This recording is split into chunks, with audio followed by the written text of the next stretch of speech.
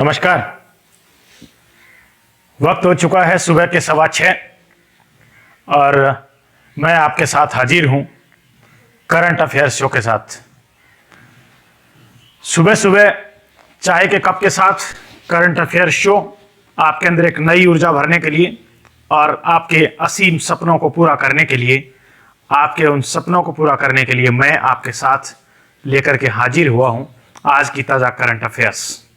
सुबह सुबह चाय के कप के साथ, गरम चाय के साथ और आपके सभी तमाम सवालों का जवाब देते हुए और आने वाले आपके भविष्य की, सुनहरे भविष्य की आशा की जो किरण है उन्हें पूरा करने के लिए आपका अपना सबसे प्यारा current show NC current show आपके सामने हाजिर है। जुड़ जाइए मेरे साथ, अपने अन्य उन साथियों को भी जगाइए जो खुली आंखों से अपने भविष्य के सपने देखते हैं और मेरे साथ जुड़ जाइए और जोड़ने का काम कीजिए। आइए आपके साथ स्क्रीन पे सबसे पहला सवाल।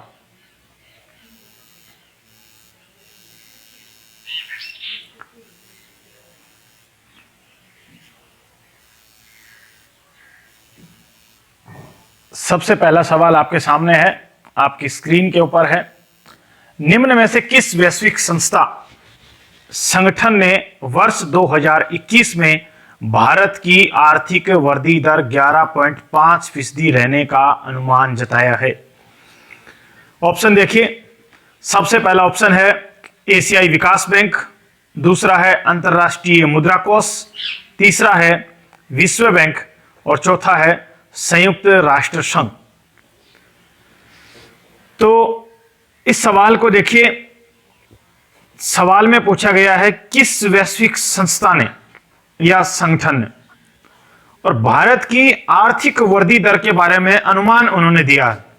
तो आपको सबसे पहले एक तो इसके अंदर यह देखना है कि यहां आर्थिक वृद्धि दर का जो अनुमान है या आर्थिक दर का जो अनुमान है वो इकोनॉमिकल रेट जो है वो कौन जारी करता है। आपको सबसे पहले इसका ध्यान होना चाहिए और जब इसका ध्यान होगा तो मित्रों आपको इस सवाल का जवाब अपने आप ही आपको समझ में आ जाएगा।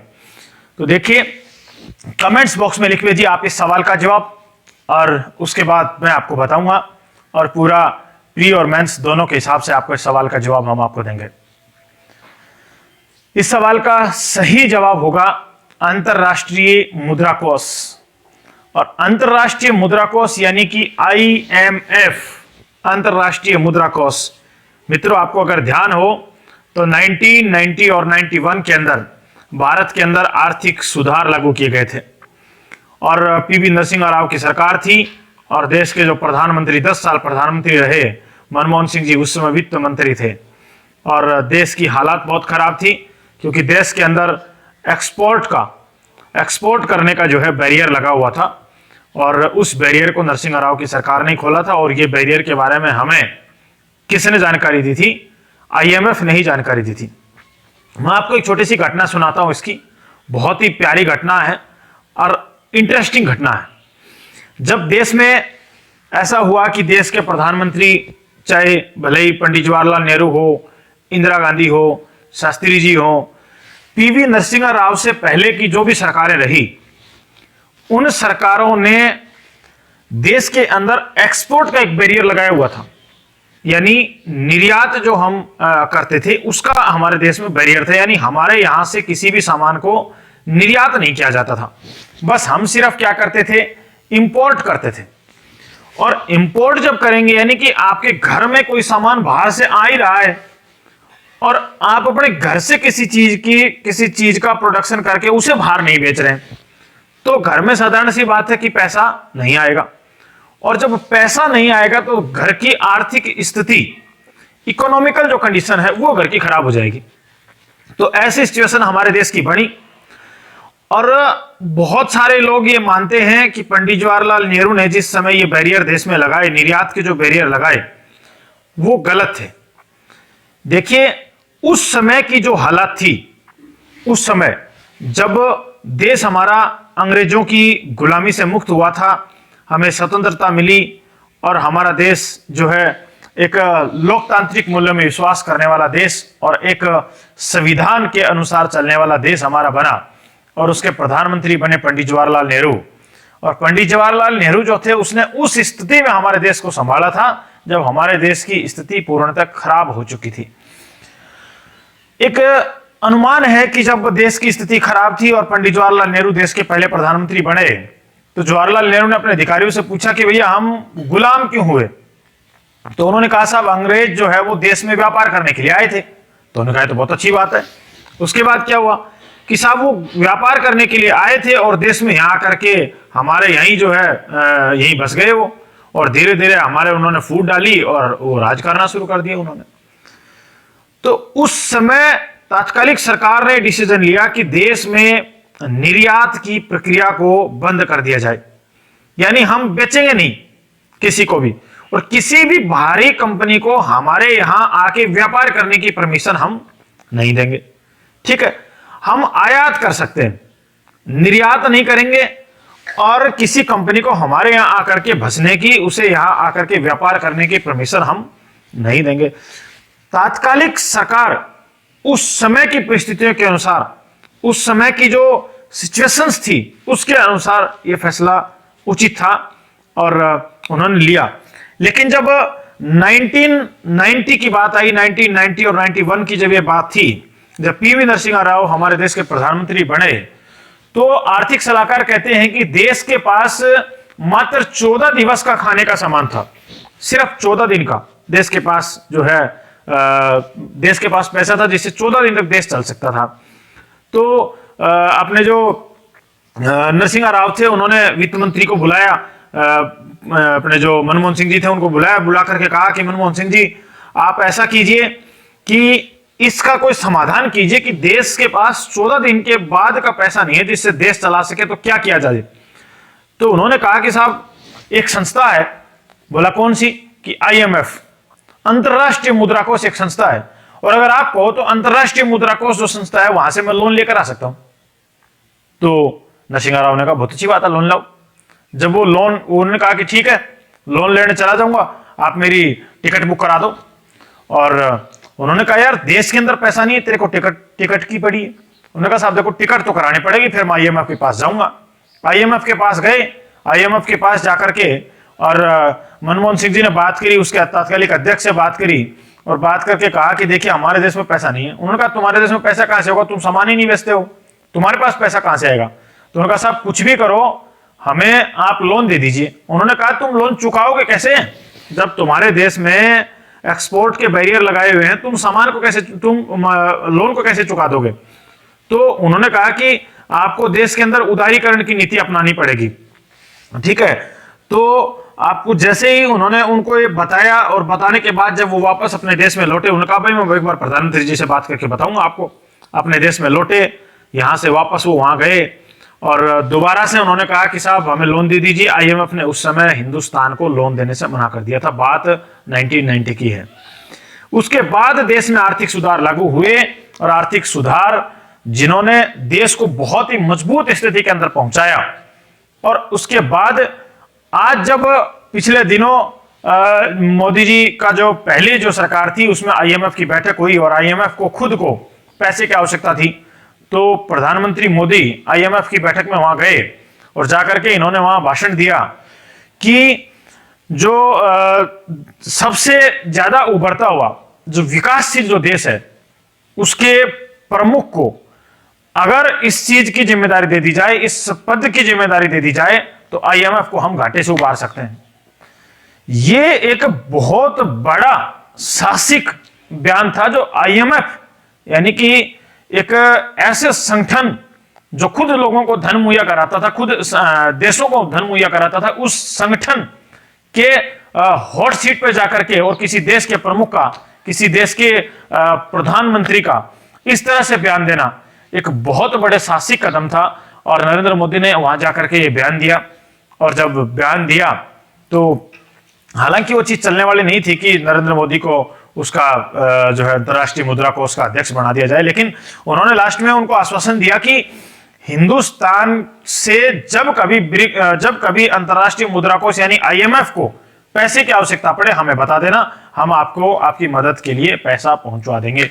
संगठन के कोष में पैसा पहुंचा देंगे। यानी यहां आपको ये बताना इसलिए जरूरी है कि देश में एक तो आर्थिक सुधार लागू क्यों किए गए, और दूसरी बात यह है कि आईएमएफ से संबंधित ये बहुत चर्चित किस्सा है, तो एक इसको भी आपको जानना बहुत जरूरी था।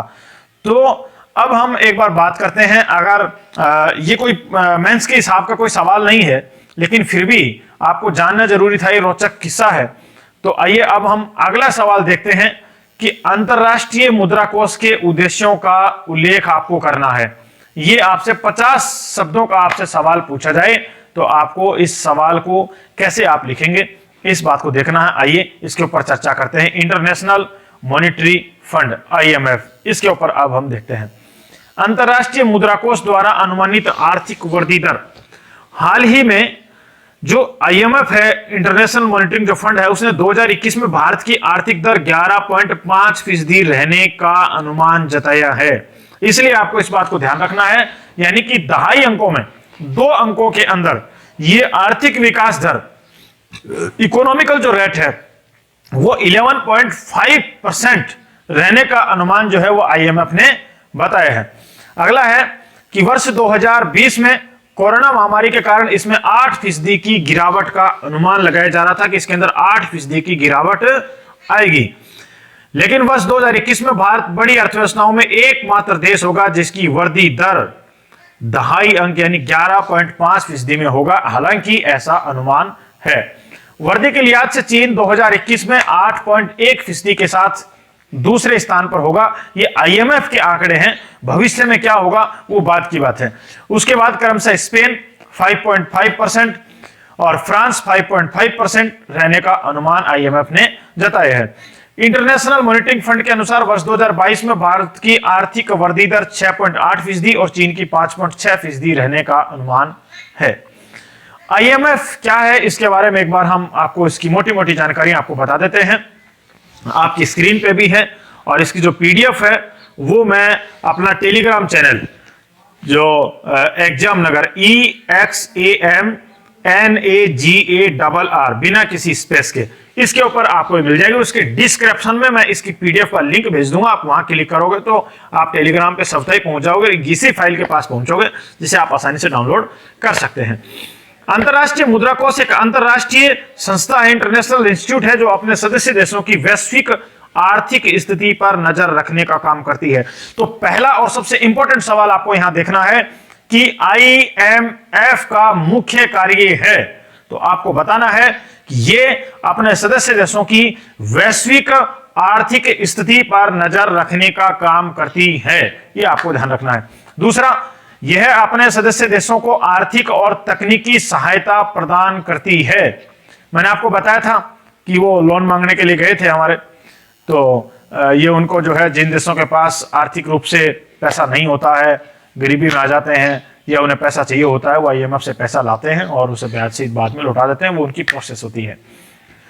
यह संगठन अंतरराष्ट्रीय विनिमय दरों को स्थिर रखने के साथ साथ विकास को सुगम करने में भी सहायता करता है। और अगला है, इसका मुख्यालय वाशिंगटन डीसी यानी संयुक्त राज्य अमेरिका में है, और इसकी स्थापना जुलाई 1944 के अंदर की गई थी। आइए अगला सवाल हम देखते हैं। अगला सवाल है कि अभी हाल ही में चर्चा में रहा एमपी मैक्स 21 का संबंध निम्नलिखित में से किससे है। यह सवाल है आपकी स्क्रीन पर, और इसका जवाब आप अभी कमेंट्स बॉक्स में लिख भेजिए। सबसे पहला ऑप्शन है भारत की तीनों सेनाओं का संयुक्त युद्धाभ्यास, भारत और फ्रांस की वायु सेनाओं का युद्धाभ्यास, भारत और सिंगापुर की सेनाओं का युद्धाभ्यास, और इनमें से कोई नहीं, नन ऑफ दीज। आपको बता दें कि युद्धाभ्यास से रिलेटेड प्रश्न लगभग सभी प्रतियोगी परीक्षाओं में इनको स्थान मिलता है। तो आपको, क्योंकि ये देश की सुरक्षा के जो सुरक्षा से रिलेटेड ये इस तरह के सवाल होते हैं, जो देश की गौरवशाली जो देश की जो परंपराएं हैं उनको आगे बढ़ाते हैं, और देश की बाहरी जो देश है उनको वैश्विक स्तर पे ये इस चीज को आश्वस्त भी करते हैं, और ये बताते भी हैं कि देश की जो सुरक्षा व्यवस्था है वो कितनी मजबूत है। तो सवाल आपकी स्क्रीन पे है। सबसे पहला आंसर मैंने बताया भारत की तीनों सेनाओं का संयुक्त युद्धाभ्यास। दूसरा मैंने आपको बताया भारत और फ्रांस की वायु सेनाओं का युद्धाभ्यास, और तीसरा मैंने आपके सामने रखा है भारत और सिंगापुर की सेनाओं का युद्धाभ्यास, और नन ऑफ दीज। इसका सही आंसर होगा, सही आंसर ए, भारत की तीनों सेनाओं का संयुक्त युद्धाभ्यास, और नाम रखा गया था एम्फीमैक्स 21। तीनों ही सेनाओं का द्वीप से संबंधित जो हमारी जो सुरक्षा की व्यवस्था थी उन्हें पुख्ता करने के लिए ये युद्धाभ्यास किया गया था। आइए इसके ऊपर बहुत थोड़ा गहराई से इसके ऊपर प्रकाश डालते हैं। एम्फीमैक्स 21 मेंस के हिसाब से 21 से 25 जनवरी तक अंडमान और निकोबार द्वीप समूह में सेना के तीनों अंगों का संयुक्त जल थल नभ युद्धाभ्यास एम्फीमैक्स 21 का आयोजन किया गया।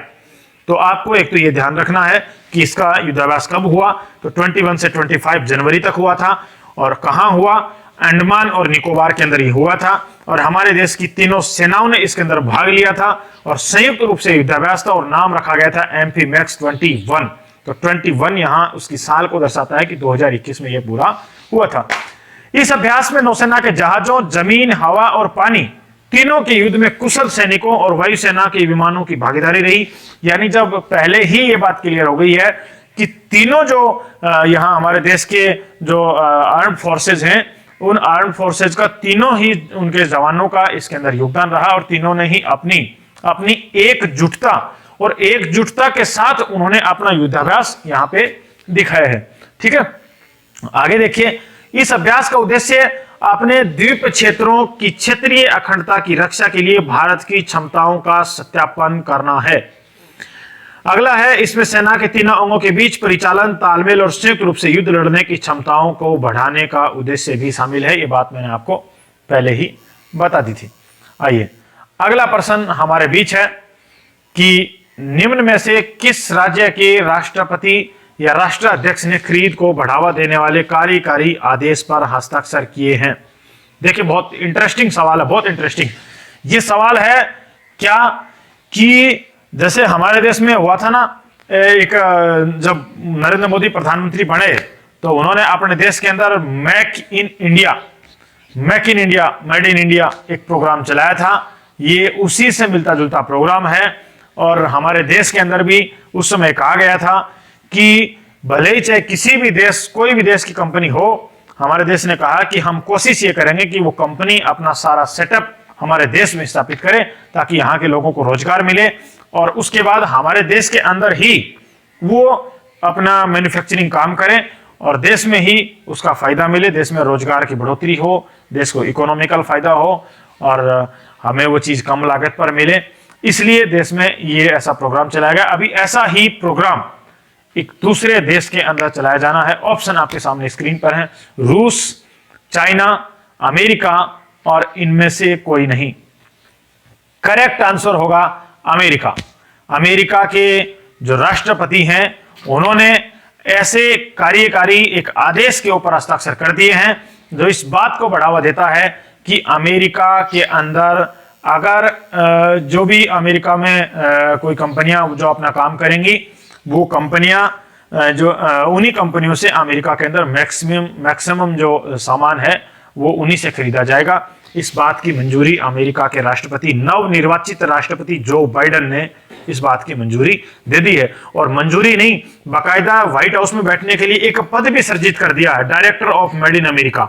इस बात का एक इस डेजिग्नेशन के साथ एक पोस्ट बनाया है कि director of made in America, made in America उन्होंने अपना एक कार्यक्रम लॉन्च कर दिया है, और उसका डायरेक्टर, तो ये उन्होंने डायरेक्टर व्हाइट हाउस में बैठने के लिए एक पद भी बना दिया है। अगर 100 शब्दों में आपसे ऐसा सवाल पूछा जाए तो उस सवाल पर हम क्या कैसे जवाब देंगे, आइए इस बात को हम देखते हैं। अमेरिका में बने सामानों की खरीद सुनिश्चित करने वाले कार्यकारी आदेश पर अमेरिकी राष्ट्रपति जो बाइडेन ने हस्ताक्षर कर दिए हैं कि अमेरिका में जो सामान बनेंगे उन्हीं की खरीदारी सुनिश्चित की जाएगी। हालांकि सरकार अपने स्तर पर यह निर्णय करेगी कि अमेरिका के बाहर से उन्हें कौन सा सामान मंगवाया जाना है। ठीक है, तो जो सामान बाहर से मंगवाया जाना है वो अमेरिका की गवर्नमेंट यानी कि जो डायरेक्टर होंगे मेड इन इंडिया के, वो इस बात को देखेंगे और उनका आदेश जो है वो वहां की सरकार मिलकर के ले लेगी। दूसरा है, मैंने आपको बताया कि व्हाइट हाउस में एक पद सर्जित कर दिया गया है और इसका नाम रखा गया है director of made in America. ठीक है। अगला है, इस कदम से अमेरिका के अंदर मैन्युफैक्चरिंग को बढ़ावा मिलेगा। बिल्कुल साधारण सी बात है कि जब देश के अंदर कंपनियां आएंगी तो मैन्युफैक्चरिंग बढ़ेगी, और जब मैन्युफैक्चरिंग बढ़ेगी तो वहां के लोगों को रोजगार भी मिलेगा, इकोनॉमिकल फायदा भी होगा और अन्य तमाम प्रकार के फायदे होंगे, जो देश के अंदर सामान की कीमतों में भी गिरावट आएगी। इस कार्यकारी आदेश का उद्देश्य अमेरिकी खरीद नीति का सख्त पालन करवाना है। अमेरिका में पहले से ही खरीद नीति बनी हुई है और उसी के सख्त पालना करवाने के लिए जो बाइडेन ने अपना एक कदम जो उठाया है। हालांकि इस कदम से अन्य देशों की कमर टूटेगी। जिन देशों से बहुत सारा सामान जो है वो अमेरिका के अंदर जाता था, उन्हें मतलब होगा, नुकसान होगा, उन देशों को नुकसान होगा जहां से सामान बहुतायत में अमेरिका के अंदर जाता था।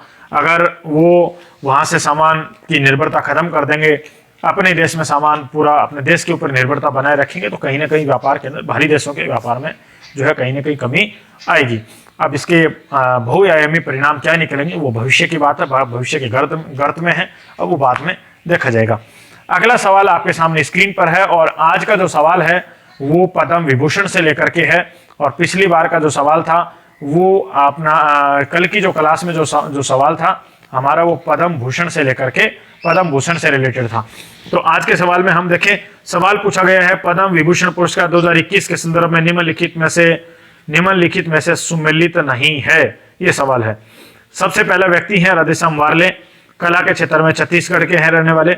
नरेंद्र सिंह कंपनी, विज्ञान के क्षेत्र में अमेरिका के रहने वाले। और इन्हीं के साथ ये बीबी लाल, पुरातत्व विभाग के क्षेत्र में दिल्ली। और शिंजो आबे जनसेवा के क्षेत्र में जापान के, इनको पद्म विभूषण पुरस्कार दिया गया। सवाल ये पूछा गया है कि बताइए इनमें से कौन सुमेलित नहीं है। तो इनमें से कला के क्षेत्र में राधेश्याम वार्ले को पद्म विभूषण पुरस्कार नहीं दिया गया। इस बार का पद्म विभूषण पुरस्कार 2 लोगों को दिया गया था। पूरी जानकारी अभी हम आपको उपलब्ध करवा रहे हैं। आइए मेरे साथ देखिए, इस तरह का होता है हमारा पद्म विभूषण जो पुरस्कार है वो इस तरह का है। देखिए, सबसे पहले शिंजो आबे को जनसेवा का पुरस्कार दिया गया और ये जापान से संबंध रखते हैं। दूसरा, एसपी बाला सुब्रमण्यम को मरणोपरांत पुरस्कार दिया गया है, इन्हें भी कला के क्षेत्र में और तमिलनाडु के रहने वाले हैं। तीसरा, डॉक्टर बेले मोनपा हेगड़े, चिकित्सा के क्षेत्र में कर्नाटक के रहने वाले हैं, इनको पुरस्कार दिया गया है। विज्ञान के क्षेत्र में अमेरिका के हैं नरेंद्र सिंह कंपनी, इन्हें भी मरणोपरांत पद्म विभूषण पुरस्कार दिया गया है। मौलाना वहीदुद्दीन खान, अध्यात्म के क्षेत्र में दिल्ली के रहने वाले हैं, इन्हें पुरस्कार दिया गया। बीबी लाल को पुरातत्व के क्षेत्र में, ये भी दिल्ली के रहने वाले हैं। और सुदर्शन साहू को कला का पुरस्कार, ये उड़ीसा के रहने वाले हैं। तो कला का पुरस्कार एक तो एसपी बाला सुब्रमण्यम को और दूसरा सुदर्शन साहू, इन 2 लोगों को ये पुरस्कार दिया गया। ठीक है। अब अगला जो सवाल है वो देखिए, सवाल पूछा गया है, जेनेट येलेन के संदर्भ में निम्नलिखित में से सही विकल्प नहीं है। यानी 3 विकल्प सही हैं, 1 विकल्प गलत है, उसी को हमें चुनना है। सबसे पहला ऑप्शन आपकी स्क्रीन पर है, अर्थशास्त्री जेनेट येलेन को अमेरिका का वित्त मंत्री बनाया गया है। पहला, जेनेट येलेन अमेरिका के इतिहास में पहली महिला वित्त मंत्री बन गई है। और तीसरा, येलेन अमेरिका में केंद्रीय बैंक फेडरल रिजर्व की गवर्नर रह चुकी है। और चौथा है, उपयुक्त में से कोई नहीं। अगर कोई जानता है तो इसका आंसर अभी कमेंट्स बॉक्स में आप लिखिए, उसके बाद हम आपको इसका आंसर बताते हैं व्याख्या सहित। इसका करेक्ट आंसर होगा उपयुक्त में से कोई नहीं। यानी कि जेनेट येलेन के संदर्भ में तीनों ही कथन बिल्कुल सही हैं और अमेरिका की पहली महिला वित्त मंत्री ये बनी है येलेन। और अमेरिका के इतिहास में ये पहली महिला वित्त मंत्री है और अभी इनको वित्त मंत्री बनाया गया है। ये अर्थशास्त्री थी और अमेरिका का जो सेंट्रल बैंक है फेडरल रिजर्व, उसकी ये गवर्नर रह चुकी हैं। आइए इनके बारे में थोड़ा हम देखते हैं। तो एक तो ये कि विश्वविख्यात अर्थशास्त्री जेनेट येलेन को वित्त मंत्री बनाए जाने पर अमेरिकी सीनेट ने मोहर लगा दी है। दूसरा कि ये अमेरिका के इतिहास की पहली महिला वित्त मंत्री बन गई, आपको हमने बता दिया है। और 74 ईयर्स इनकी उम्र है और इससे पहले अमेरिका केंद्रीय बैंक फेडरल रिजर्व की गवर्नर रह चुकी हैं और 2014 से 2018 के दौरान फेडरल रिजर्व की इन्होंने अगुवाई की है। और सीनेट में 84 बनाम 15 के मत से सीनेट का वित्त मंत्री नामित किए जाने की अनुमति इनको दे दी गई है। मेरे साथ जुड़े रहने के लिए आपका बहुत बहुत आभार। जय हिंद, जय भारत। आशा ही नहीं, विश्वास भी है कि आप आने वाले समय में अपने सपनों को हकीकत में बदलेंगे और इस सुबह की उगते सूरज की जो सुनहरी किरणें हैं वो आपके जीवन को भी सुनहरा बनाएं और आप अपने जीवन में असीम ऊर्जा के साथ और अपने सपनों को खुली आंखों से सच होते हुए आप देखेंगे। अगर आप प्रातः काल में उठ करके सबसे पहले चाय के कप के साथ इस डोज को ग्रहण करते हैं, और मैंने 2015 से मैंने करंट अफेयर्स की मंथली मैगजीन निकालनी मैंने स्वयं ने शुरू कर दी थी। नवीन ग्लोबल पत्रिका के नाम से मेरी स्वयं की मैगजीन चलती थी। और मैं तो आपको इतना कहता हूं कि आज के जो एग्जाम हैं, इन एग्जाम में करंट अफेयर्स की मैगजीन का करंट अफेयर्स का बहुत महत्वपूर्ण योगदान है, क्योंकि प्रत्येक एग्जाम में अब पुराने विषयों की अपेक्षा आपसे करंट इश्यूज जो हैं, वर्तमान में क्या चल रहा है, देश दुनिया में क्या हो रहा है, ये जानने में एग्जामिनर ज्यादा रुचि लेने लगे हैं। और इंटरव्यू जो हैं उनमें तो आपसे करंट के ऊपर आपसे बहुत सवाल पूछे जाते हैं, सवाल पर सवाल आपसे दागे जाते हैं, क्योंकि वो देखना चाहते हैं कि आपने दुनिया का जो समसामयिक जो मुद्दे हैं उनके संदर्भ में आपको ज्ञान है या नहीं है। तो मेरा मानना यह है कि भले ही आप किसी भी टीचर के साथ जुड़े रहें, किसी भी मंथली मैगजीन के साथ जुड़े रहें, लेकिन आप जुड़ें ताकि आपको समसामयिक मुद्दों की नॉलेज हो। देखिए, जो कंटेंट मैंने दिया है वो दूसरा टीचर नहीं देगा, जो दूसरे ने दिया है वो मैं नहीं दे सकता, जो तीसरे ने दिया है वो हम दोनों नहीं दे सकते। इसलिए कोशिश करिए कि आपको मैक्सिमम कंटेंट जो है वो प्रोवाइड हो, और आपके भविष्य के लिए और आपके सुनहरे सपनों को साकार करने के लिए हम फिर आपके साथ आपके सामने हाजिर होंगे कल सुबह 6:15 बजे उगते सूरज के साथ, और आपकी चाय की गरम कप के गरम चाय के साथ हम सुबह फिर से हाजिर होंगे। आप मेरे साथ जुड़े रहे, इसके लिए आपका बहुत बहुत आभार, शुक्रिया। जय हिंद, जय भारत।